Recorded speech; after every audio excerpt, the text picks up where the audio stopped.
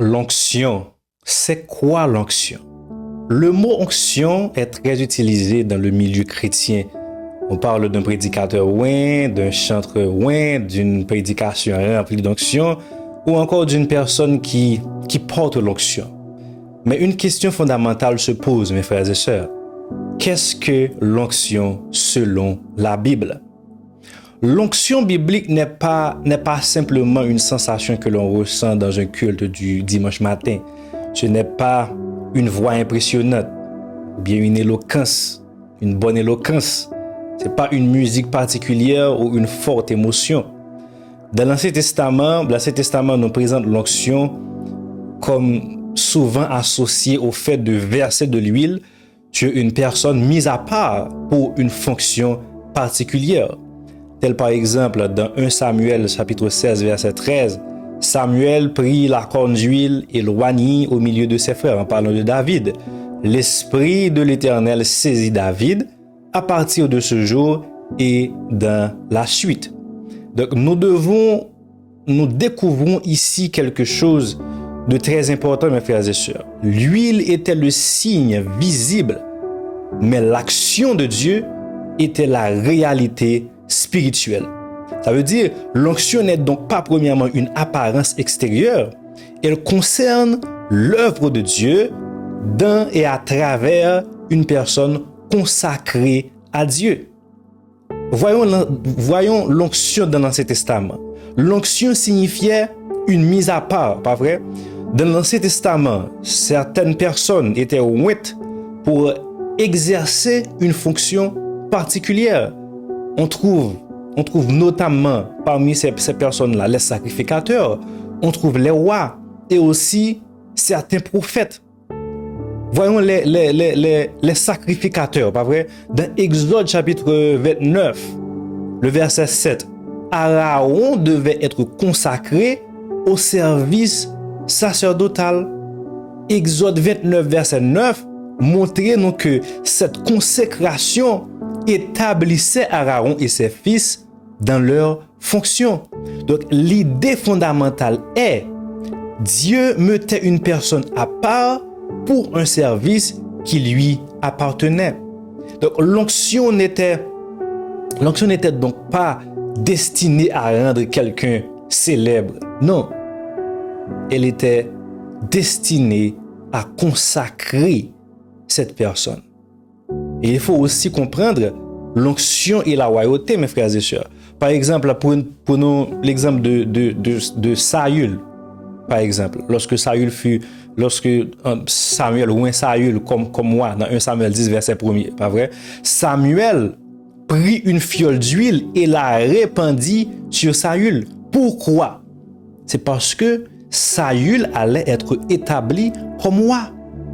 Mais l'histoire de Saül nous montre ou bien nous enseigne une vérité extrêmement importante. C'est que recevoir une onction ou une responsabilité ne dispense pas, ou bien ne dispense jamais de l'obéissance.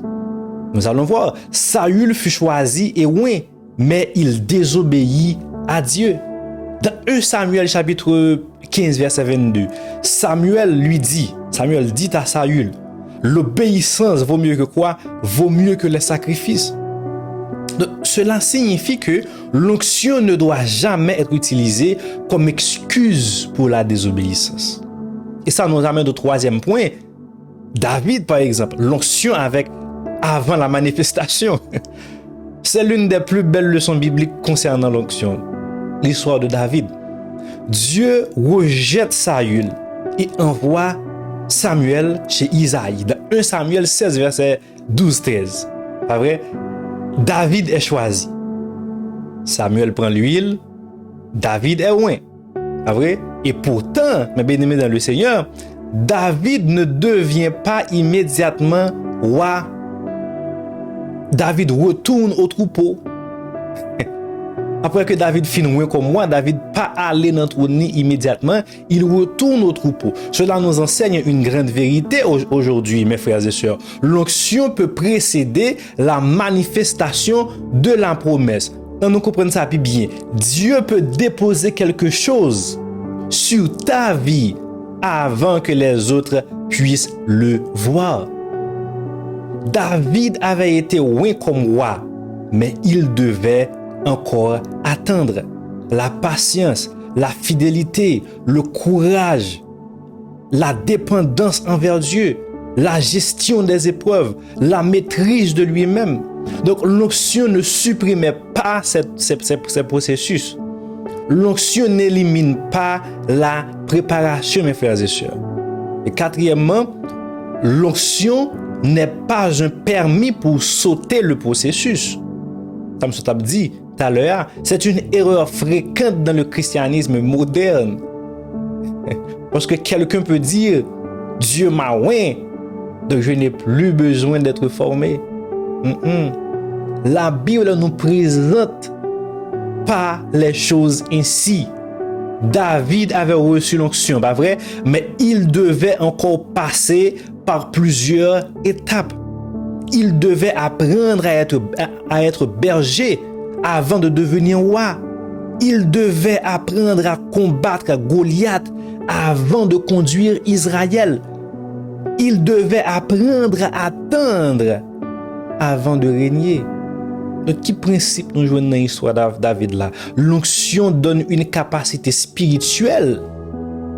Mais Dieu utilise aussi le processus pour former le caractère. Et ça nous amène au 5e point, l'onction et l'Esprit de Dieu. Revenons à 1 Samuel 16, verset 13. Après que Samuel eut oint David, l'Esprit de l'Éternel saisit David. C'est extrêmement important, mes bien-aimés dans le Seigneur. L'huile matérielle n'était pas une substance magique. Non. La puissance venait de qui? La puissance venait de Dieu. L'onction biblique est donc profondément liée à l'Esprit de Dieu. Liée à l'Esprit de Dieu. Jésus-Christ, le parfait oint. Le mot Christ vient du grec Christos, qui signifie oint. En hébreu, l'idée correspond à Messie, celui qui est oint. Donc, Jésus n'est donc pas simplement quelqu'un qui possède l'onction, mais il est le Messie, l'oint de Dieu. Je ne sais pas si vous êtes avec moi. Donc, Jésus parle lui-même de son onction. Voyons Luc 4, verset 18. Jésus lit le passage d'Ésaïe, pas vrai? L'Esprit du Seigneur est sur moi parce qu'il m'a oint pour annoncer une bonne nouvelle aux pauvres. Regardons les mots. L'Esprit du Seigneur est sur moi. L'Esprit du Seigneur est sur moi. Puis, il m'a oint. L'Esprit du Seigneur est sur moi et il m'a oint. Donc, l'onction est associée à une mission. Est-ce qu'on l'a? Jésus explique immédiatement ce que cette onction produit. Annoncer la bonne nouvelle, proclamer la liberté, apporter la restauration, annoncer l'œuvre de Dieu. Jésus pas seulement dit l'Esprit de l'Éternel est sur moi, il m'a oint et puis il finit là, mais il baille qui sa onction emportée. Donc cela nous donne une définition importante. L'onction n'est pas principalement donnée pour impressionner les hommes, mais pour accomplir la mission que Dieu confie. Sixièmement, l'onction est liée à une mission. Le 6e point, regardez Actes chapitre 10, verset 38. Il dit, Dieu a oint du Saint-Esprit et de force Jésus de Nazareth, qui allait de lieu en lieu, faisant du bien et guérissant tout ce qui était sous l'empire du diable, car Dieu était avec lui. Remarquons 3 éléments, les bien-aimés dans le Seigneur. L'Esprit, oint du Saint-Esprit, la puissance. Si je m'ajoute 3 éléments, on me dit de force. Voyons la mission, allant de lieu en lieu. Faisant quoi? Faisant du bien. Donc, l'onction biblique n'est donc pas simplement exercée ou bien exercer une expérience intérieure. L'onction biblique produit une œuvre extérieure conforme à la volonté de Dieu. Maintenant, il faut que nous mettions des parallèles entre l'onction et le talent.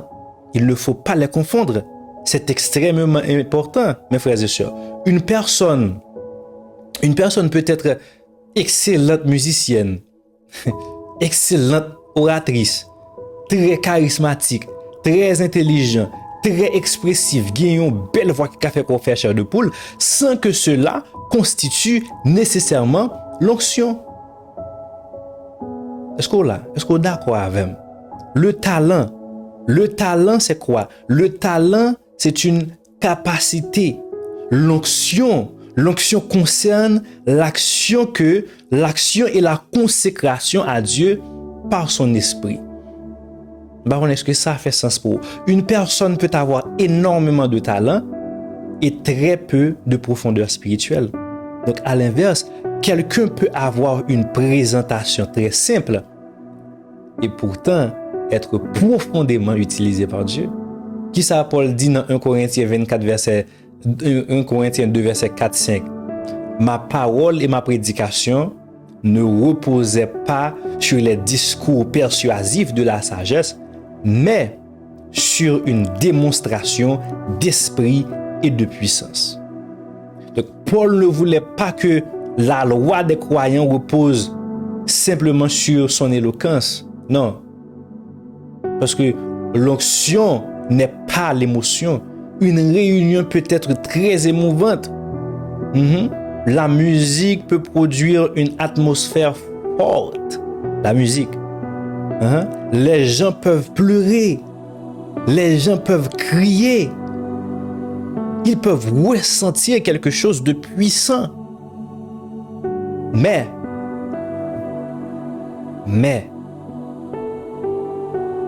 une émotion forte n'est pas automatiquement une preuve d'onction. Une émotion forte n'est pas automatiquement une preuve d'onction. L'émotion peut accompagner l'œuvre de Dieu, mais elle n'est pas le critère principal permettant de déterminer si quelque chose vient de Dieu. Le véritable test reste: la parole de Dieu est-elle respectée? C'est question ça. Jésus est-il glorifié? Le péché est-il confronté? La vérité est-elle enseignée? Les vies sont-elles transformées? Le fruit de l'esprit apparaît-il? Est-ce que là? Êtes-vous avec moi? L'onction et le caractère, très important. Voici probablement l'un des points les plus importants de toute l'étude. Et bien dans le Seigneur. Nous avons tendance à rechercher la puissance. Dieu regarde aussi le caractère. Dieu regarde aussi les caractères. Dans Galates chapitre 5 verset 22-23, Paul dit: mais le fruit de l'esprit, c'est l'amour, la joie, la paix, la patience, la bonté, la bénignité, si me dis-moi bien, la fidélité, la douceur, la tempérance. Remarquons quelque chose dans ce passage. Paul parle du fruit de l'esprit. Il ne parle pas uniquement des manifestations extraordinaires. Non. Une personne peut parler puissamment et avoir un mauvais caractère. Ou là, elle peut chanter merveilleusement et manquer d'amour. Elle peut prêcher avec force et manquer de maîtrise de soi. C'est pourquoi la puissance sans caractère peut devenir dangereuse. La puissance sans le caractère. Parce que l'onction ne remplace pas la sainteté. L'onction ne signifie pas je peux vivre comme je veux parce que Dieu m'utilise. Non. On ne peut pas dire ça. On ne peut pas vivre comme ça. Dieu appelle son peuple à quoi? À la sainteté. C'est pas moi qui dis. 1 Pierre chapitre 1 verset 15-16. Mais puisque celui qui vous a appelé est saint, vous aussi soyez saints dans toute votre conduite. l'utilisation par Dieu ne doit jamais devenir une justification du péché. Je ne sais pas si vous êtes avec moi. C'est pas parce que bon Dieu utilise pour vous dire que vous pas veiller péché dans la vie. Et il y a un gros bagage qui gagne dans l'onction et le péché, c'est l'humilité.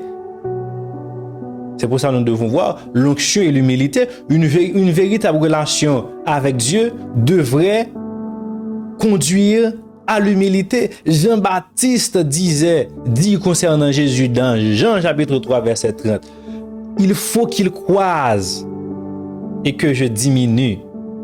Il faut qu'il croisse, c'est ça passage là dit. Il faut qu'il croisse et que je diminue. C'est une excellente définition de l'attitude d'un serviteur. Oui, plus Dieu nous utilise, moins nous devons chercher à prendre sa place. Très important et très fort, extrêmement important. L'onction ne devrait pas produire l'orgueil, la supériorité, la recherche constante d'admiration, les mépris des autres. Non. L'onction devrait produire davantage de dépendance envers Dieu. C'est ça. Et l'onction n'est pas un titre. Non, l'onction n'est pas un titre. On va dire, oh, je suis loin. Je suis loin. Ça ne constitue pas une preuve d'onction. Dans la Bible, ce sont souvent les fruits de la vie qui témoignent l'œuvre de Dieu. Pas vrai? Qu'est-ce que Jésus a dit dans Matthieu 7, verset 16? Il dit, vous les reconnaîtrez à leurs fruits. Vous les reconnaîtrez à leurs fruits. Il ne dit pas, vous les reconnaîtrez à leur popularité. Non. Non. Il ne dit pas ça. Il ne dit pas, vous les reconnaîtrez au nombre de personnes qui les suivent. Non. Jésus dit, à leur oui, ça y a produit le mode de vie. L'onction peut être confondue avec la popularité. C'est pour ça que nous devons veiller ça. À notre époque, il existe une tentation particulière. Mesurer l'onction par les chiffres. Mesurer l'onction par les chiffres. Beaucoup de vues, beaucoup d'abonnés, beaucoup de likes. Beaucoup de personnes dans une salle, beaucoup de réactions. Mais Jésus lui-même n'a pas toujours été suivi par les foules. Et certaines foules qui le suivaient ont ensuite abandonné son enseignement. Donc la popularité peut mesurer la portée de message. Elle ne mesure pas automatiquement sa profondeur spirituelle. Êtes-vous avec moi? Êtes-vous avec moi? L'onction et le service. L'onction et le service. Jésus donne un modèle extraordinaire, mes frères et sœurs amis dans le Seigneur. Il avait toute l'autorité. Jésus avait toute l'autorité. Mais il servait. Marc chapitre 10, verset 45. Car le Fils de l'homme est venu non pour être servi, mais pour servir. Voilà une question importante pour celui qui désire être utilisé par Dieu. Est-ce que je veux l'onction ou est-ce que je veux servir? Est-ce que je veux l'onction ou est-ce que je veux servir? Parce que l'onction biblique est orientée vers le service. L'onction biblique est orientée vers le service. L'onction n'est pas une force magique. Non. Il faut également éviter une mauvaise conception. L'huile n'est pas magique. L'huile sainte n'est pas magique. Un objet n'est pas automatiquement puissant simplement parce qu'on l'a associé à une prière. Non. Dans la Bible, Dieu peut utiliser des objets dans certaines circonstances, mais la puissance appartient toujours à qui? À Dieu. Dans 2 Corinthiens 4, verset 7, Paul dit, nous portons ce trésor dans des vases de terre afin que cette grande puissance soit attribuée à Dieu et non pas à nous. Donc, mes frères et sœurs, voilà le cœur du sujet. Le vase n'est pas la source. Qui est la source? Dieu est la source. Le vase n'est pas la source. Dieu est la source. Et il faut aussi comprendre l'onction et la prière. Si nous voulons être, si nous voulons être utilisés par Dieu, nous devons cultiver notre communion avec lui. Jésus priait, lui-même priait. Marc 1er verset 35. Vers le matin, pendant qu'il faisait encore très sombre, il se leva et sortit pour aller dans un lieu désert où il pria. Avant le ministère public, il y avait la communion avec le Père. Cela signifie l'efficacité publique ne doit jamais remplacer la vie secrète avec Dieu. Et c'est ça qui va nous conduire à l'onction et la parole.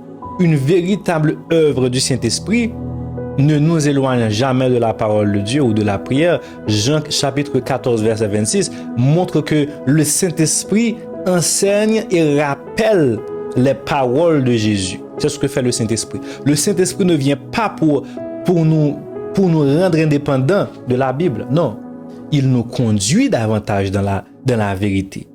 Et c'est pourquoi une personne qui prétend être ointe, mais qui enseigne volontairement des choses contraires aux Écritures, doit être examinée avec discernement.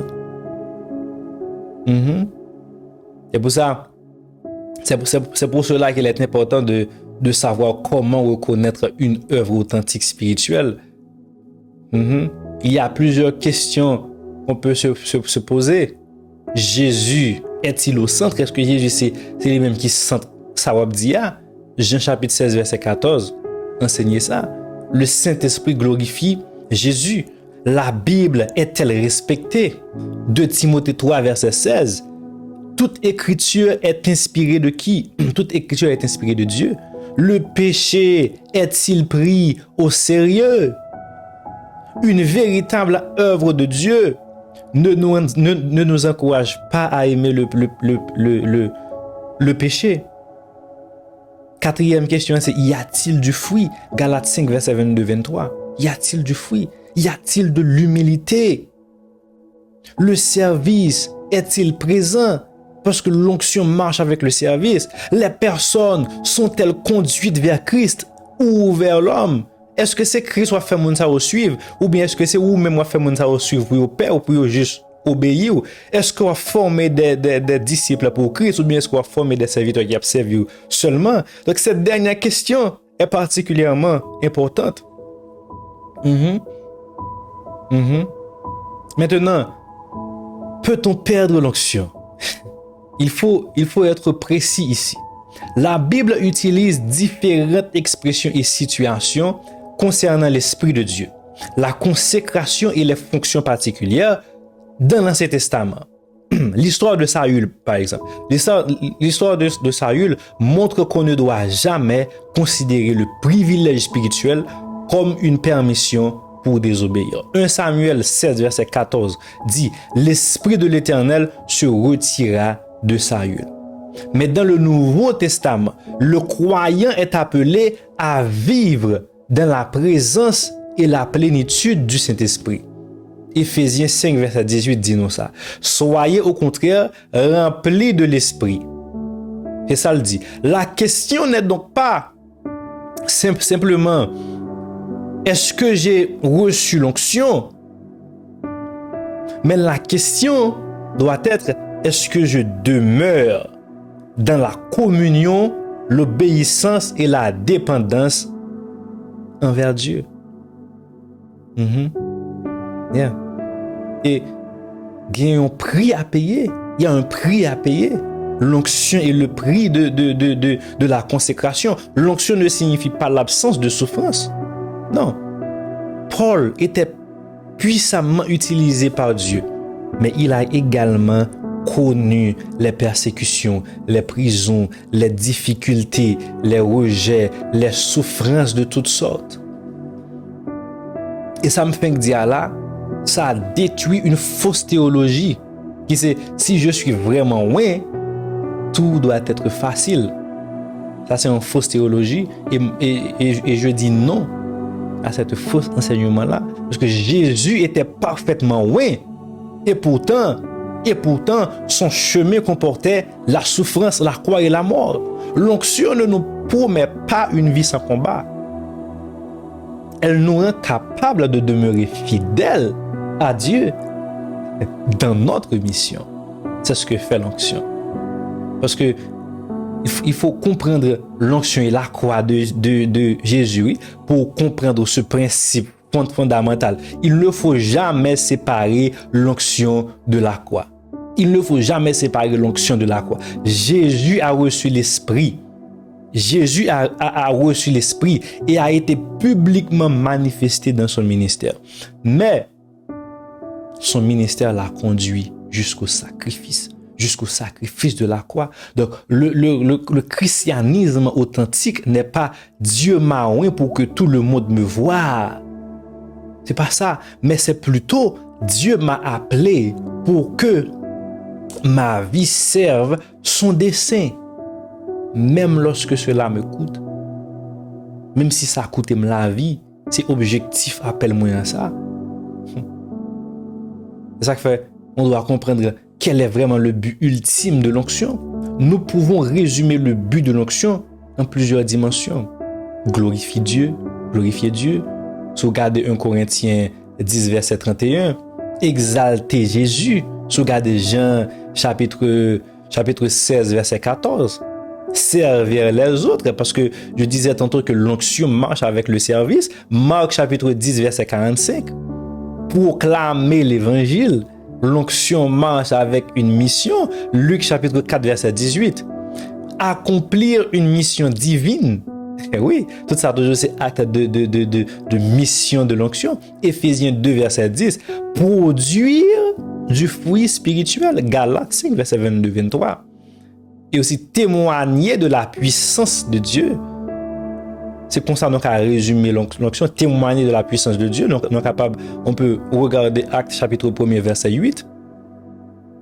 Actes chapitre 1, verset 8. Maintenant, mes frères et sœurs, amis dans le Seigneur, puisqu'il y a beaucoup de dangers aujourd'hui dans ce monde, dans le monde dans lequel nous vivons, nous devons essayer, nous devons faire de notre mieux d'éviter cette erreur que je vais partager avec vous. La première, c'est confondre l'onction avec le talent. Talent vers onction. Deuxième erreur, confondre l'onction avec l'émotion.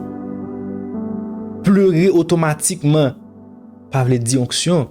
Erreur numéro 3, confondre l'onction avec la popularité. Beaucoup de vues, automatiquement approbation divine. Non. Quatrièmement, utiliser l'onction pour dominer les autres. Waouh! Ça casse l'église en ville, je dis malheureusement. L'autorité spirituelle doit servir pas à écraser. Cinquièmement, croire que l'onction dispense de la formation. Non. David fut loin, puis formé après. Croire que l'onction dispense de la sainteté. Non. L'appel à la sainteté reste et demeure essentiel. Et septièmement, chercher l'onction plus que Dieu. Soit chercher onction, pas chercher bon Dieu, faire corvée. C'est peut-être que l'erreur la plus dangereuse. Nous ne devons pas chercher, Seigneur, donne-moi quelque chose qui impressionne les gens, donne-moi quelque chose qui impressionne les pasteurs autour de moi, donne-moi quelque chose qui impressionne mes collègues. Non, mais Seigneur, rends-moi disponible pour accomplir ta volonté. Rends-moi disposé et disponible pour accomplir ta volonté. Et maintenant, comment cultiver une vie responsable ou bien disponible à Dieu? La Bible nous conduit vers plusieurs disciplines spirituelles. Premièrement, la prière. Si on regarde 1 Thessaloniciens 5, verset 17, prier sans cesse. La deuxième, la parole de Dieu. Psaume 119, verset 105, la parole éclaire notre chemin. Troisièmement, l'obéissance. Jean chapitre 14, verset 15, l'obéissance. Si vous m'aimez, il faut faire quoi? Garder mes commandements. Quatrièmement, la repentance. Parce que lorsque nous péchons, nous devons revenir sincèrement à Dieu pour demander pardon et confesser nos péchés. Cinquièmement, mes frères et sœurs, l'humilité. Jacques chapitre 4, verset 6. Dieu résiste aux orgueilleux, mais il fait grâce aux humbles. Il faut être humble. Le service, l'onction marche avec le service.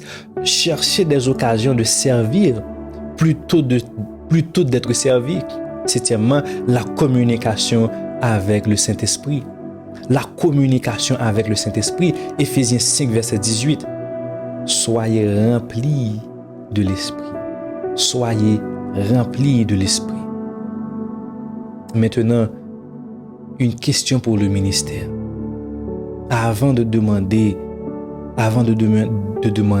Seigneur, donne-moi plus d'onction. Avant de demander ceci, nous devrions peut-être demander quelque chose de beaucoup plus important. Seigneur, peux-tu me faire davantage ressembler à Jésus? Fais-moi refléter l'image de Jésus. Parce que la puissance sans le caractère peut devenir destructive pour la vie et pour l'Église. La puissance sans le caractère. Mais lorsque puissance plus vérité, plus amour, plus sainteté, plus humilité, services sont réunis, le ministère devient beaucoup plus équilibré bibliquement. Donc mes frères et sœurs, amis dans le Seigneur, la grande différence entre avoir l'onction et vivre sous l'onction, c'est quelqu'un peut chercher une expérience, mais Dieu cherche une vie. C'est ça, oui. Quelqu'un peut vouloir, Seigneur, utilise-moi. Dieu peut répondre, alors laisse-moi d'abord te transformer. Parce qu'avant que bon Dieu utilise, il faut qu'il transforme. L'onction n'est donc pas simplement quelque chose que nous voulons posséder. L'onction, c'est quelque chose qui doit nous conduire à nous soumettre davantage à Dieu. Donc mes frères et sœurs, en conclusion, l'onction biblique n'est pas un spectacle. Ce n'est pas une formule. Ce n'est pas une émotion. Ce n'est pas un titre. Ce n'est pas la popularité. Ce n'est pas le talent. Non. Ce n'est pas une excuse pour désobéir. Mes frères et sœurs amis dans le Seigneur, l'onction vient de Dieu. L'onction vient de Dieu. L'onction qui vient de Dieu est liée à son esprit, équipée pour une mission et doit produire une vie qui glorifie Jésus. Donc Jésus demeure notre modèle suprême. Luc chapitre 4 verset 18 nous montre que loin qu'il reçoit l'esprit pour accomplir sa mission. Actes chapitre 10 verset 38 nous montre que Jésus, loin de l'esprit et de puissance, allant de lieu en lieu, faisant du bien. Et Jean 3 verset 30 nous rappelle l'attitude fondamentale. Il faut qu'il croisse et que je diminue. C'est ça, Jean dit. Voilà peut-être la meilleure manière de reconnaître une vie véritable consacrée. Plus Dieu utilise une personne, plus elle cherche à ce que Jésus soit vu, non elle-même. Et la chose que nous devons toujours nous en souvenir, c'est l'onction n'est pas donnée pour rendre l'homme grand. Elle est donnée pour rendre l'homme disponible afin que Dieu accomplisse son œuvre à travers lui. Merci un pile parce que tu as participé ensemble avec nous aujourd'hui dans cette étude biblique. Ça a été un immense plaisir de partager la parole de Dieu avec vous. Si vous ne l'avez pas encore fait, je vous invite à vous abonner, partager et surtout à liker. Laissez surtout un commentaire. Ça va encourager que nous continuions à porter plus de contenu pour vous. Et que bon Dieu est capable de continuer à bénir. Et si cette étude vous avez été d'une bénédiction, pas négliger partager avec une famille, avec un ami. Merci un pile. Passez une très bonne semaine.